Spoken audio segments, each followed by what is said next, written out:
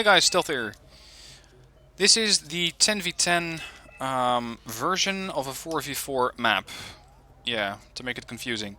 Normally, this map would be Asgard. This map would have quite large flanks, which are currently cut off for this version. But considering the size of the map, you can still pretty well play a 10v10 on this, and that's exactly what's happening here. What we're going to see is Maverick 98 operating a lot of infantry to clear Charlie and Gulf. That's going to be his main area of operations. Blue Force also is going to try and capture Alpha and Hotel, considering that these guys are land reinforcement zones, either of them. And of course Red 4 is not going to make it easy to push through. So, let's see what Maverick is using. He has a Blue 4 Eurocorp motorized deck. And this motorized deck, if you want to use it, the link to it or the deck code is in the description down below. Let's slow this down a little bit. This column is pushing into the town here. He's also bringing in a few Kanon and Jagdpanzers as fire support units. But first of all, this column has to arrive, and considering it's motorized, it's going to be the fastest thing next to helicopters. You're very, very quickly capable of delivering all of your infantry to where you need it to be, because these guys, of course, are wheeled vehicles moving at 150 versus 110, which allows them to arrive a little sooner than their counterparts, especially the mechanized counterparts. It also allows them to capture this terrain faster than Red 4. Of course, Red 4 can do the same thing on Gulf. Red 4 already pushed in a couple of Mi-24Ps, DHS version, which means they have some AA capability here. Not really that important, considering that Blue 4 was not really using any kind of helicopters here. Now we have Chasseurs, Deckungsgruppe, and a few AA units in the form of Fliegerfausts here. Fighting off against a large detachment of Red 4. We've got Wachregiment ×2, here's the second one. 60 Morskaya Picotas are coming in, as well as 2 Flampanzers. Now for now, these things are using their main gun. But, the moment that they stop, they're going to start using their napalm. And here we go. Napalm is operating, trying to flame away the Deckungsgruppe, and doing a very good job at it. At the same time, though, they're proving a bit of a disservice to their own team. Because now the Wachregiment and the Morskayas don't really have any cover. You don't want to put those guys in these buildings because you're going to lose your own forces. So while these things are very nice to have, they can also work a bit against you. I'm not sure if I would personally be using Chasseur 85. I mean, they're good units, but I think that Jaegers in this situation would be a bit better. I'm just not sure you get those in a motorized deck. I'd have to check that. He's trying to provide fire support with a couple of VAB 2013s, as well as, and it's already flying back to base, a PAH-2 Tiger recon helicopter. Very diverse unit, got AA and AT capability, as well as, let's say, anti-infantry with rocket pods. And fortunately, the map isn't too big, so you can just fly right back to his fob, get rearmed and resupplied, and fly back towards the front line. And that front line is not doing too well. We got Chasseurs fighting it out with Wachregiment, which are far superior to the firepower that the Chasseurs can put up. Deckungsgruppe are not even firing at the Morskayas, while the Morskayas are really going to town on either the Chasseurs. They're firing at the Chasseurs, as well as the Deckungsgruppe. A lot of fire being put up here. And with the current amount of forces that Blue 4 has in here, they're not going to be able to hold. If you're facing an onslaught such as this, you're going to have a big problem. Kanon and Jagdpanzers have arrived. They're trying to provide fire support, and the FJB, of course, are having none of that. Wiping out one Kanon and Jagdpanzer before he can get away. Firing again, killing off another one. The last thing they got left while on the move is a machine gun. They're trying to suppress the FJB, but they don't really seem to care about that. More Chasseurs are being brought in. He's also providing fire support with Fuchs. Good units, decent machine gun on them. It just doesn't do that much. Suppression of 55, HE power of only a half. It's not great. So he's going to need a bit of help here quickly. It seems though that the Red 4 has a bit of a problem. Look at this. Red 4 is either not focused on hotel, or everything that they had in hotel or going towards hotel has been wiped out. Blue 4 has firm control over hotel and is trying to encircle Kilo, it would seem. So they're getting a lot of terrain gain here. At the same time, over on the right, they also managed to capture this area. Looks like this is a British deck, considering we can see some SAS operating here. And they also have control of this, so they can call in reinforcements right there as they need them. The middle of the map, though, will need reinforcements. 2 chasseurs against 13 FJBs and 31 Morskayas is a big problem. We have some more folks coming in with recent reinforcements, as well as some VAB 2013s. The amount of AA that they have here is decent. They have some of the Flieger Fausts. They have Flakpanzer Gepard A1 and a base Gepard. They're doing a good job here, but if they face too many airstrikes, especially from bombers, they're not going to be able to stop that.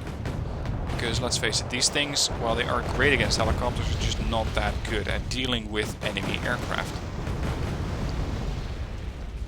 A lot of mortar fire being put on these Flieger Fausts, and he just lost another group there.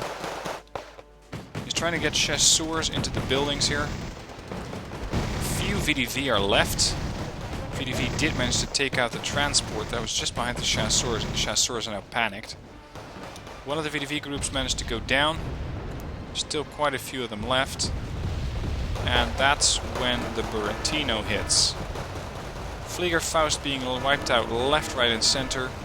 The commando grouping, or the Führungsgruppe, had taken quite a few hits there, down to 3 out of 5 hit points. Chasseur 85 trying to push in, but against 48 and what used to be 60 loose Anduis, they're going to have a bit of an issue.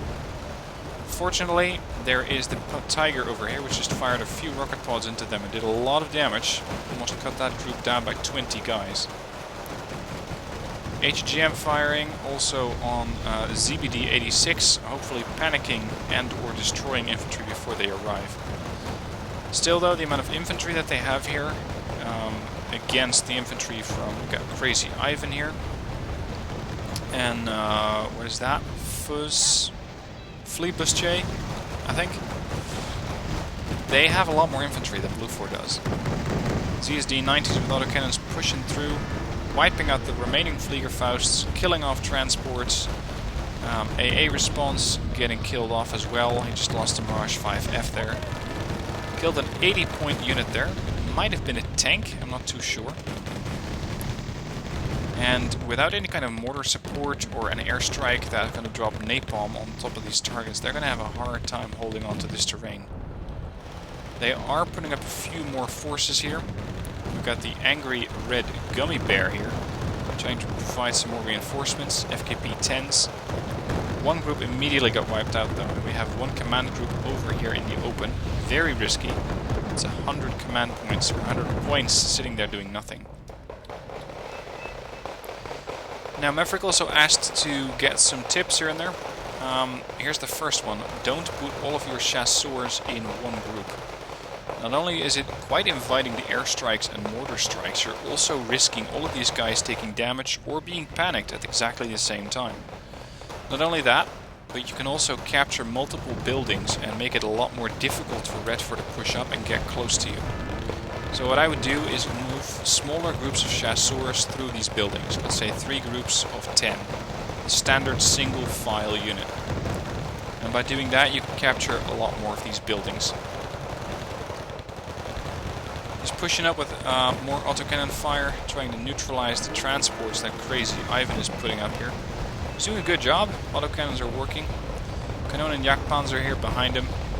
That's when another artillery strike comes in, wiping out, I think, the chasseurs, which are also taking fire from the Motostrelki and the Yukyokde. He's trying to pull back as quickly as possible, because not only artillery, let's say HE artillery is coming in, but also cluster, so we've got armor penetration artillery coming in. Leopard 1A5s from Alpha 314, trying to help out here. Of course, with a town like this, it's really, really difficult to get a good line of sight for a tank to fire any kind of reasonable support fire. can see they're just sitting there, they're not actually doing anything. Quite a lot of AA units sitting here. Again, not really doing anything, which is a bit of a waste. Reinsch is now moving these guys up forward. He also has Fallschirmjäger 90.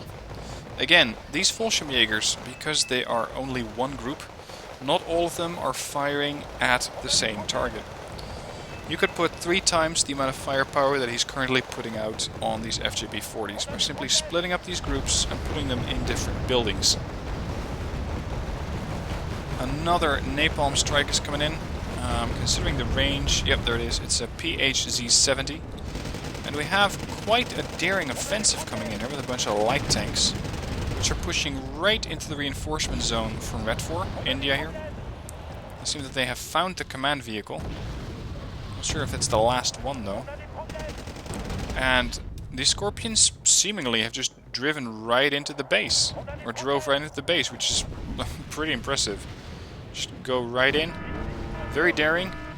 And of course, Red 4 is having none of that, and they're now bombing these tanks, or whatever's left of them. With that, they also managed to bomb their own FOB, which was temporarily held by that British player. But this thing only has 1 hit point left, so they're actually bombing their own FOBs now.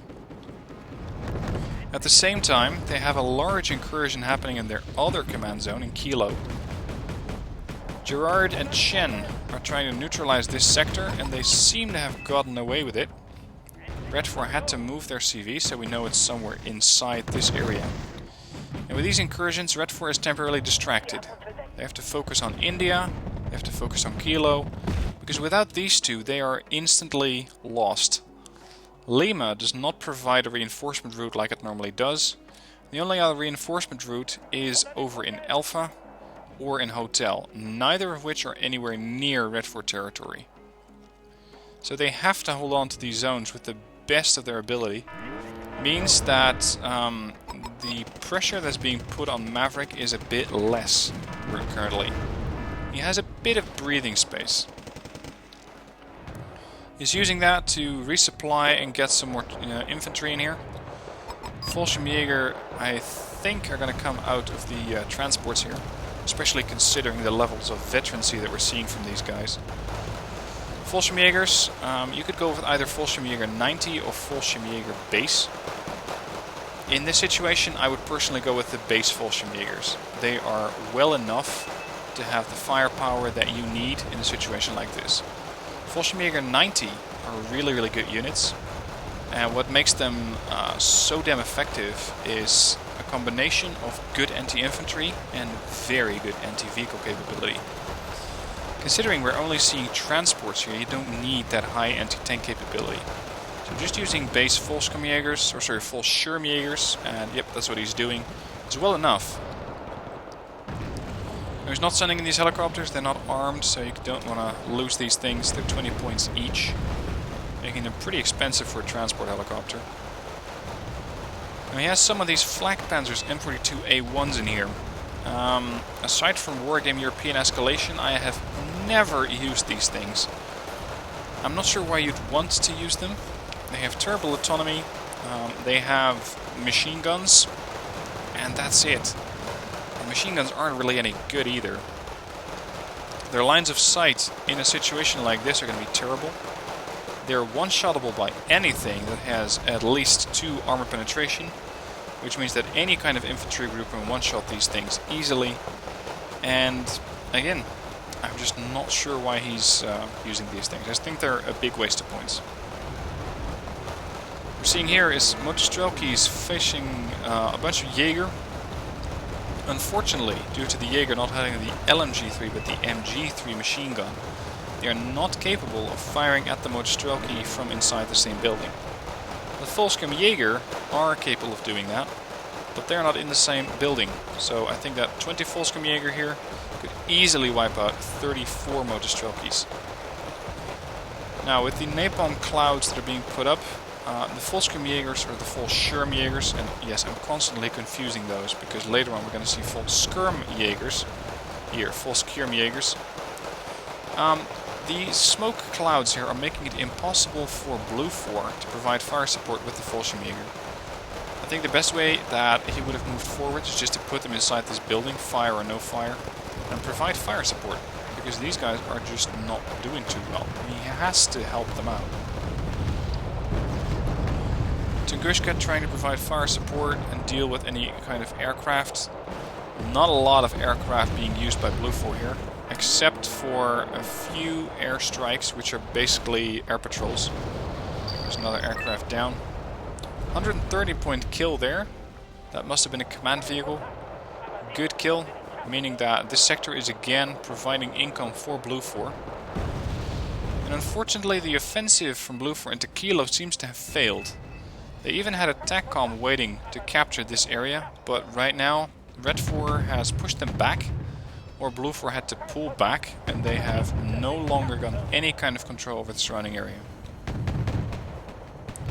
We're seeing now seems to be a large counteroffensive from Red 4. These look like transports to me, so do these. Let's see what's coming in. Of course, a position like this would be easily airstrikeable with, let's say, an F-111C that would wipe out all of the infantry in here and probably make you a lot more points than they're worth. He managed to capture an enemy supply truck, and that's when he runs into 26 units of Spetsnaz. 20 Fallschirmjägers are going to evaporate rather quickly against all the RPO rice fire that the Spetsnaz are putting on them. Even 40 Fallschirmjäger together.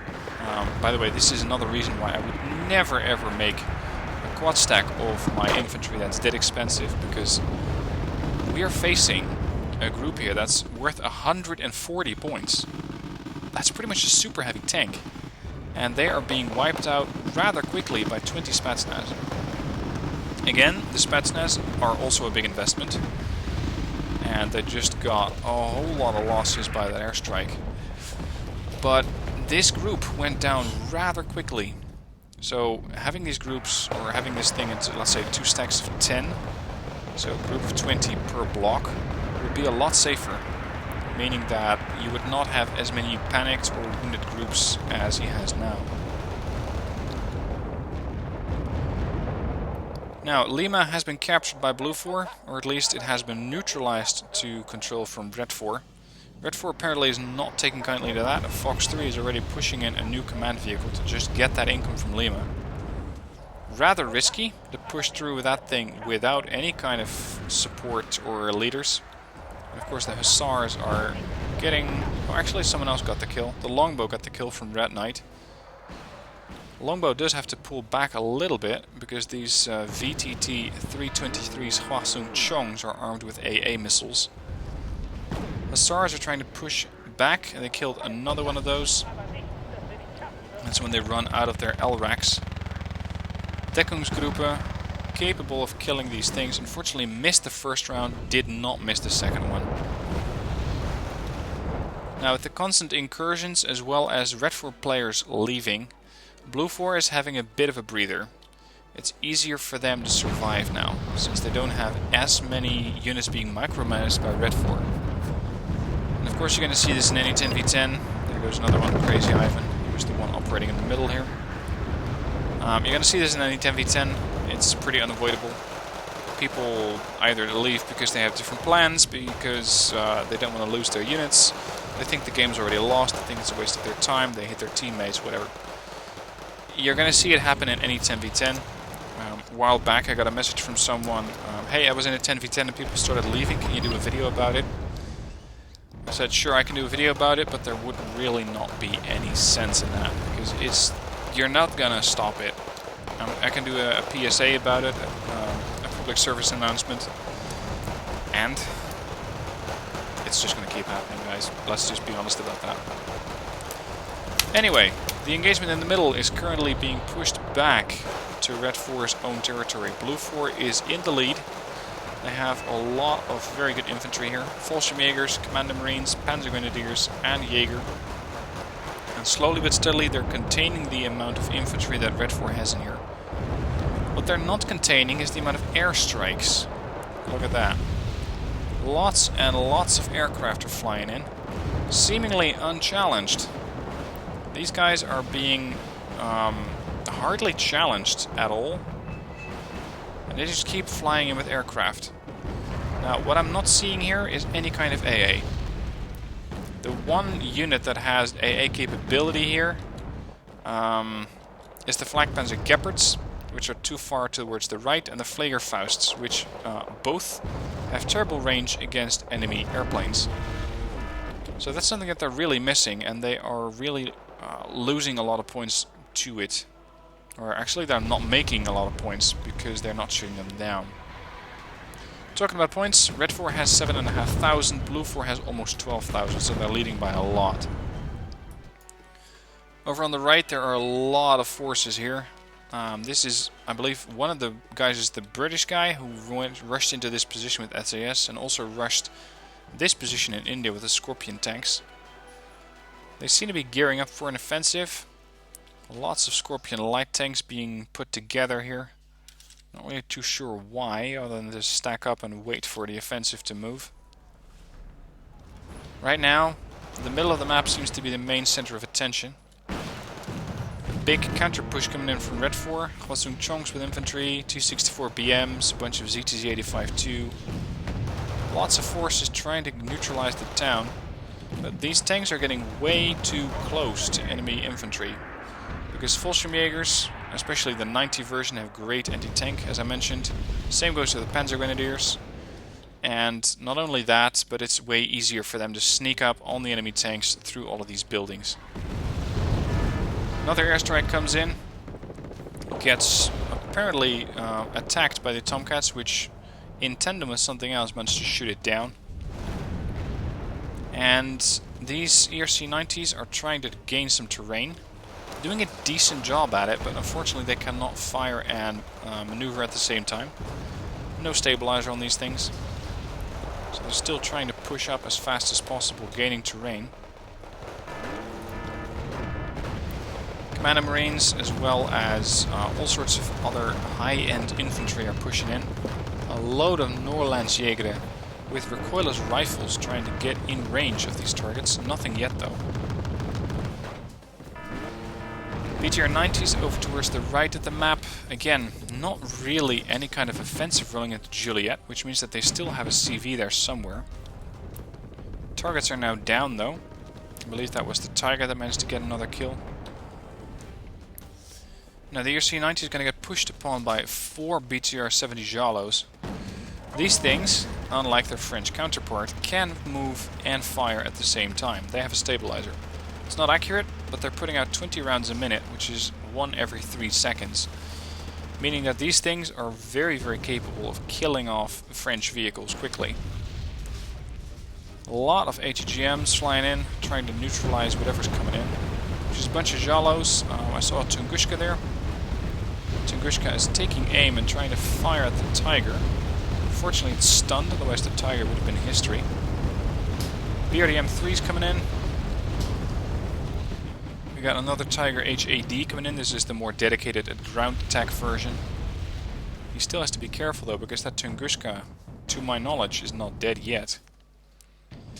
72% chance to hit with the HOT. It unfortunately missed the first missile. Second missile going in. And again, missed it. AA needed marker going up by Gerard here. And he's not wrong. They really, really need a lot of AA. What I'm not seeing anyway is an air patrol. A combat air patrol over this area would mean a fighter just circling here. It would easily engage any kind of aircraft that could come in from Red 4. But for some reason they're not using them. Only when they seem to have a line of sight on an enemy aircraft, that's when they decide to fly in. This is Chen with Tomcats, Block 52s, and Alpha 314 is a KWF, or a KWS circling over here. Again, a more structural solution with long-range AA would be a lot better. Not sure why they're not using that. T-62 MVs coming in, Norovs coming in, a whole bunch of Norovs by the way, as well as the Buratino, which is going to start firing again. Let's see if they have any kind of long-range AT response. The Tiger's coming back. 3 units of AT infantry, not sure which type yet. He also has a bunch of Lars here.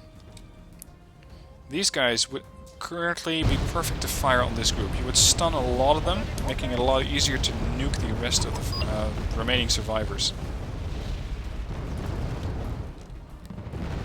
Now, I think the rest of the map, or the rest of the battle, is not too interesting.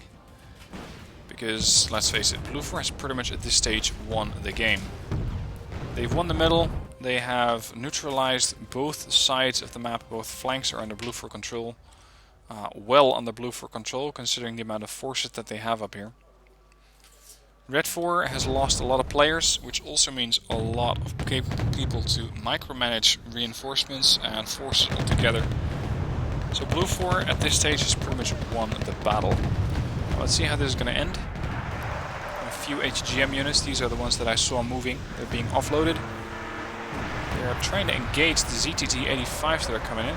Unfortunately, their range isn't great. It's only 2450. You can see that these tanks are now getting into range and killing off these infantry units with one shot each. Now, let's face it, the investment's not too big.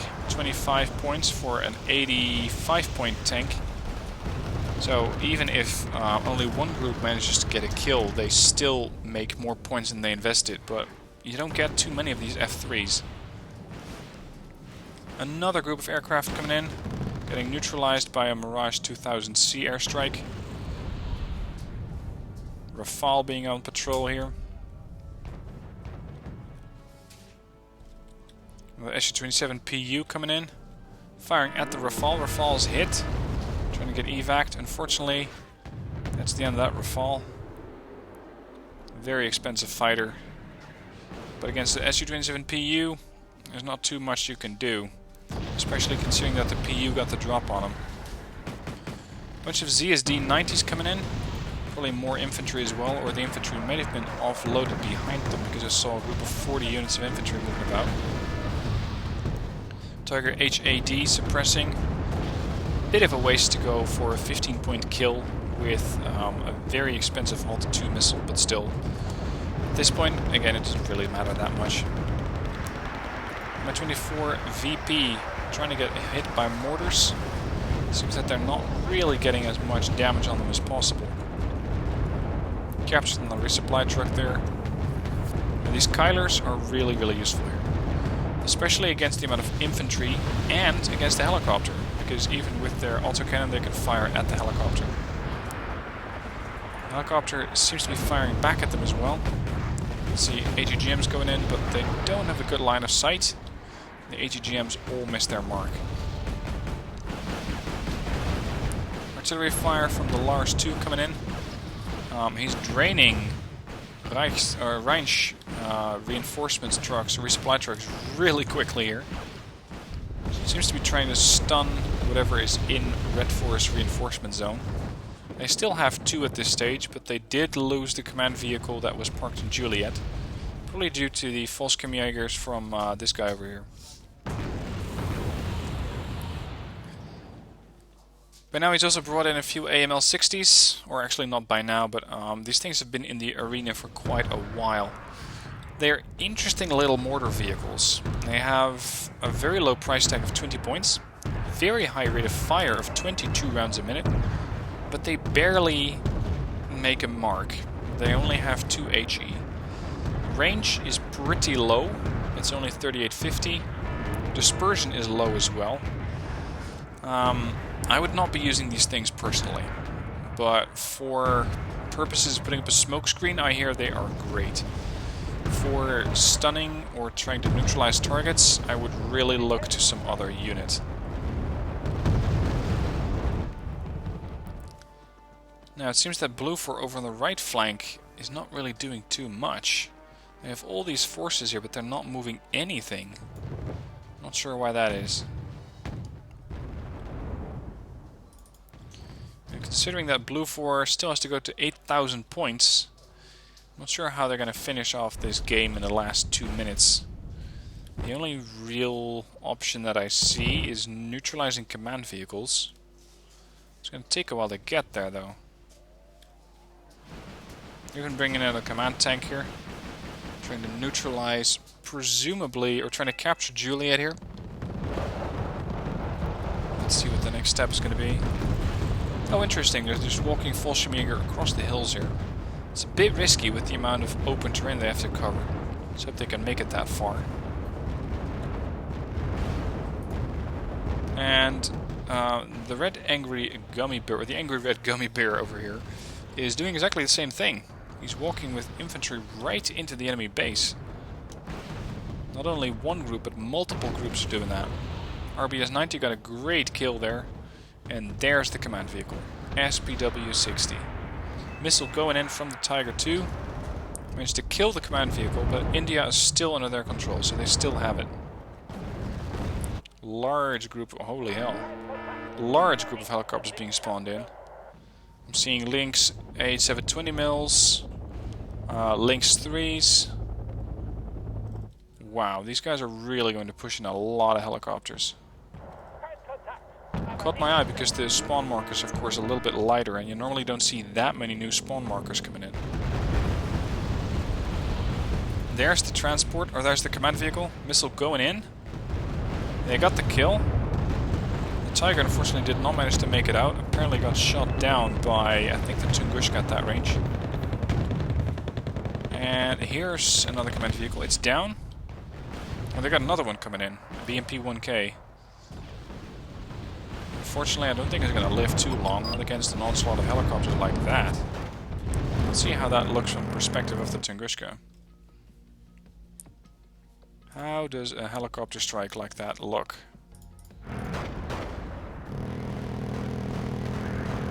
Not too bad. It seems that the Tunguska does not really know what target to pick. Look at that. They just seem to be flying over. They're not even all firing, they're just flying over. Anyway, enough with the cinematics.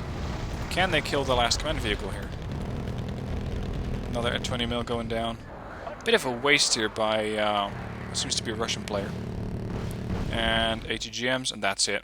Lynx 3 managed to fire ATGMs into the targets, and it went down.